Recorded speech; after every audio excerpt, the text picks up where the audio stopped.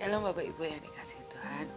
Hari ini kita belajar dari Matius 28 ayat yang kedua, lanjutan dari khotbah Bapak Gembala dan saya dari minggu-minggu yang lalu. Kita lihat, kita perhatikan dulu Matius 28 ayat yang kedua. Maka terjadilah gempa bumi yang hebat, sebab seorang malaikat Tuhan turun dari langit dan datang ke batu itu dan menggulingkannya, lalu duduk di atasnya. Kematian Yesus mendatangkan duka yang mendalam bagi murid-murid Yesus hari-hari itu. Mereka lalu dalam kesedihan, mereka seperti tidak punya harapan, mereka seperti impiannya melayang jauh dan bumi seperti jungkir balik di hati mereka. Segala sesuatu seolah tidak terkendali dan tidak terlihat apa yang menjadi ujung pangkalnya.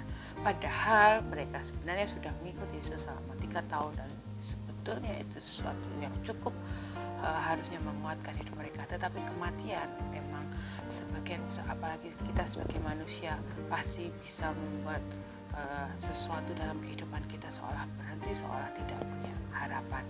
Hari-hari di mana kematian Yesus ini, hari-hari menuju kematian Yesus, dan kematian Yesus juga imam kepala dan ahli Taurat seolah mendominasi semuanya. Bahkan Pontius Pilatus pun seolah cuci tangan dan tidak mau ikut campur dengan masa ini. Benarkah demikian? Apakah nampaknya seperti itu? Ingat bahwa apa yang kelihatan di mata kita belum tentu itu yang sesungguhnya terjadi, karena kita melihat dari sisi pandang manusia. Tetapi ingat bahwa segala sesuatu yang terlihat out of control, di luar kendali, sebenarnya Tuhan tetap mengambil alih, tetap memegang kendali. Ingat kembali di Mazmur 46 bahwa Allah adalah kota kubu benteng, kota pertahanan, di mana sekalipun bumi bergoncang, sekalipun gunung-gunung goyang, Allah tetap ada di tahtanya. Allah tetap tinggal dan tidak tergoyahkan sedikit pun. Kalau kita pelajari Alkitab, ada banyak peristiwa yang seolah peristiwa ini di luar kendali, tetapi sebenarnya ketika kita sampai di titik penghabisan setiap bacaan kita tahu bahwa Tuhan pegang kendali atas semesta alam kita, atas setiap hal yang ada di sekitar kita.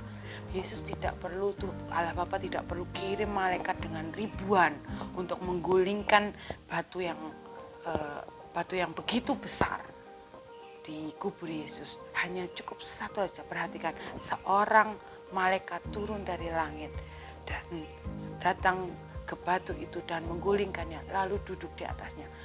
Hanya satu malaikat, sangat mudah, karena Tuhan yang pegang kendali. Kenapa? Apakah bisa digunakan sini? Bisa. Tetapi hari-hari itu makam itu dijaga oleh banyak perwira-perwira pasukan Romawi. Tujuannya adalah membuktikan bahwa Yesus bukan dicuri oleh murid-muridnya. Yesus tidak perlu diganti dengan orang lain, karena malaikat Tuhan sendiri yang membukakan dan Yesus keluar. Dan maka yang harus kita baca, sekalipun apapun yang terjadi di sekitar kita, virus pandemi yang mengancam kita setiap hari, bahkan berita-berita yang bertambah-tambah yang membuat kita semakin ketakutan, saya mau berkata, Tuhan selalu pegang kendali. Tuhan selalu pegang kendali atas segala sesuatu yang harus kita lakukan. Tetap fokus dan arahkan hatimu, pikiranmu bahwa Yesus Tuhan kita pegang kendali, karena daripadanya lah datang pertolongan dan keselamatan kita. Tidak pernah ada satu orang pun yang bisa pegang kendali, sekalipun itu ahli Taurat, imam besar, dia bisa pegang kendali hanya 1-2 hari. Tetapi Yesus pegang kendali dari awal penciptaan sampai hari ini. Dia tetap pegang kendali buat setiap kita, untuk kita tetap percaya bahwa Tuhan pegang kendali. Maka berikan hatimu, pikiranmu hanya kepada Tuhan. Jangan buka berita-berita yang terus simpang siur masuk dalam hidupmu, tidak menjadi kekuatan tapi melemahkanmu. Pakai firman Tuhan untuk memberi kekuatan, untuk memberi kedamaian dalam hatimu, dan terus percaya bahwa Tuhan pegang kendali dan pandemi ini akan segera berakhir. Dalam nama Tuhan Yesus.